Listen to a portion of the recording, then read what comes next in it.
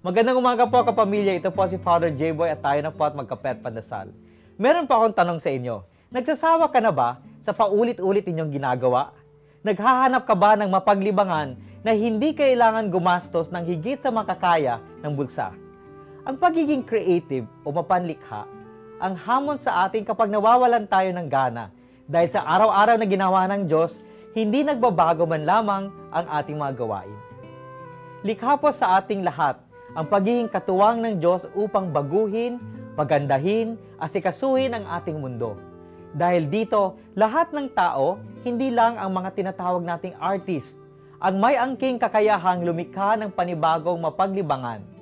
May mga nanay na biglang nagkakaroon ng kahusayan sa cross-stitch, o nagtatanim ng iba't ibang namumungat na mumulaklak, o nag-aaruga sa halamang nagagamit sa pagluluto.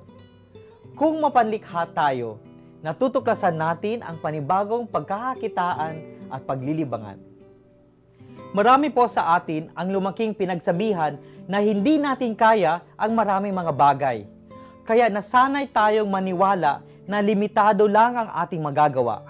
Ang pagbabago ng pag-iisip natin sa ating sarili ang siyang nagiging daan upang matagpuan natin ang ating kasiyahan. Sabi ng isang manunulat, "The greatest happiness in our lives is doing the things others say we cannot do." Manalangin po tayong huwag matakot subukan ang mga mabubuting bagay na hinahangad ng ating puso. Magandang umaga po.